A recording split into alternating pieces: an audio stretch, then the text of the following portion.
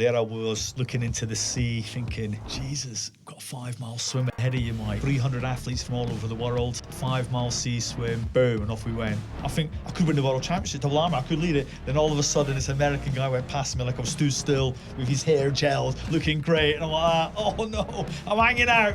How is he looking so good? And it really broke my heart. This German passed me, boom. I'm thinking, no, oh my God. Across the finishing line, I came third in the world in 27 hours and 1 minute of racing, and always in my head going, you can't give up, Mike. And I just remember it was about mile 20 or mile 22. I was hallucinating, I was being sick. We've been on the go now for 20 hours of continuous fizz. And then as I'm driving up here today to meet you, Alex, I'm having that worry, thinking, my podcast, who's going to listen to that? Who wants to listen to Mike Beaton? Mike Beaton MBE.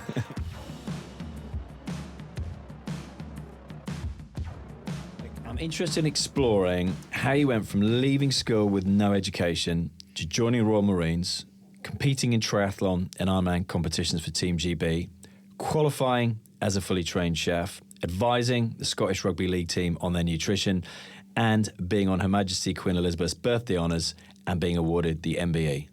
When's the book coming out? Wow. When you say it like that, you sort of take a step back, don't you? Because I didn't get the number 10 bit in there either, yeah, did I? you missed the number 10. Actually, there's a load of you missed with there. And then, when someone else talks it like that, I think as guys, maybe in the armed forces, we tend to just crack on because it's the job. And it's until someone repeats that back, you go, oh yeah, how did we get there? And because it could be quite a bizarre life in the world of a military person, whether that's male or female. And like I've always said, I suppose what you put in is what you get out. But I suppose rewinding right to the start, Scottish education, leaving school with no education, I'll slightly correct you on that. Go on. I managed to get my Scottish arithmetic O level. I even laugh at that now because back in 1986, when I sat my exams, 1986, my God, that exam actually doesn't count in England. And right. and over the years, obviously, that arithmetic level has actually been dropped, and it's now that whole maths one, however that works. Yeah. But that's all I got. So, okay. Yeah, my schooling career was certainly different. I was not very engaging at school, if I'm being honest. Interesting question for you, Mike, but what do you think makes what's your recipe for a successful life?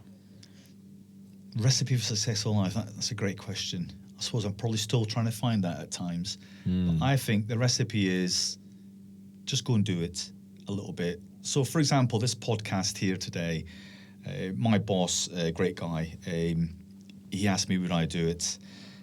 And I said, yes. And then as I'm driving up here today to meet you, Alex, I'm having that worry, thinking, my podcast, who's going to listen to that? Because obviously I've looked through who you've interviewed and then or who you've podcasted, if there's such a word, and all the other podcasts.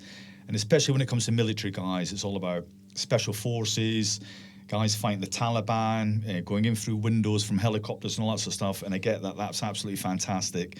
I haven't done the helicopter bit. I never went to Afghanistan. Don't get me wrong. I did plenty of other stuff.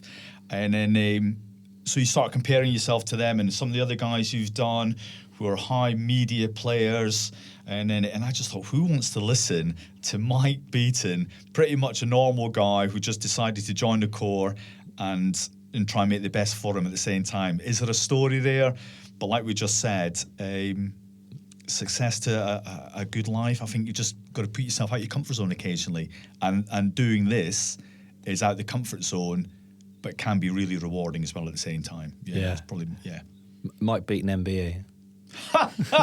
Want to change tack a little bit. Your love for endurance sport. I read somewhere that it became a hobby which grew out of control. Oh, massively. How so, Mike? Oh, God. Aren't us blokes and girls all the same when it comes to sport? We buy one pair of trainers, before you know it, we've got 8 pairs of trainers, 3 push bikes, paddle board, climbing kit, and all that sort of stuff. You know what I mean? No one of these sports shops love us. It's mad, isn't it? It's all about the kit. Yeah, all about the kit. Yeah. My love for triathlon, and I'm being really honest now, came for one reason only. I was a young Marine or a young corporal? Young corporal, maybe.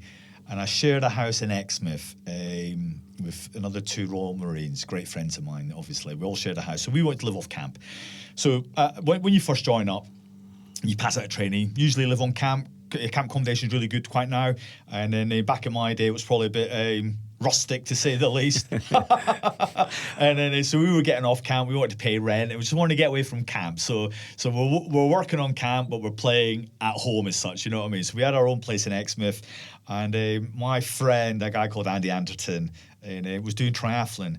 And I can say this as a bloke now. I probably couldn't say it when I was back his age, but he was a good-looking guy, and he, through triathlon, or just what I thought was through triathlon, was always attracting the opposite sex.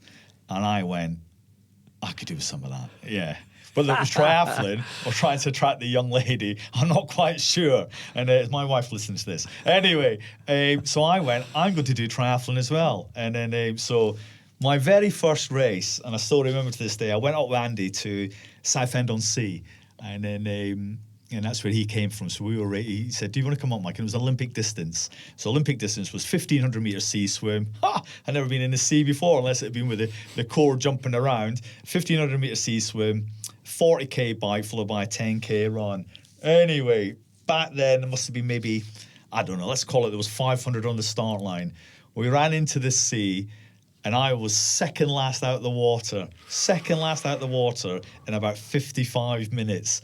And it's so much so, his girlfriend, Max, thought I had drowned. You know what I mean? And yeah, it was just crazy. Then onto the bike, which probably took me forever, and then onto the run. But then I crossed the finishing line. Let's say it was probably sub 4 hours, and I was probably bottom 10. The buzz. I've just done all that.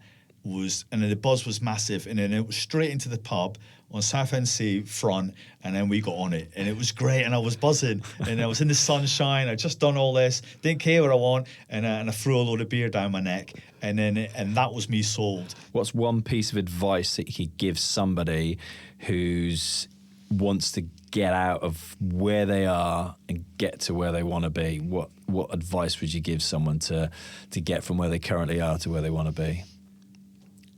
I would look and go, so say when it comes to, if they want to go where they want to go, we go back to that, let's just do it. But sometimes that's quite difficult, isn't it? Financially, that might be difficult or whatever. Where am I going with this conversation here? Just grasp life as much as you can, because it's so short. I mean, I'm dealing a lot at the moment with knife and gang crime reduction in violent youth. And then the knife crime across the United Kingdom is horrific within young people. And so grasp everything you can, step out your comfort zone, and then go and push the boundary that you want to do. Don't follow your crowd. Do what you want to do. Like what I say to lots of young guys and young girls in colleges and schools. Okay, you've got your gang of friends. You don't have to, they'll always be your friends, but follow your pathway, follow your dream. Your dream will change as we move on. You'll make some big mistakes in your life, and we've all done that, and we'll keep making them. But it's about jumping over that hurdle and moving forward, maybe to make another mistake, jump over that, and just keep moving forward. Life is short. Let's live the dream. Mike, thank you very much indeed. It's been an absolute pleasure.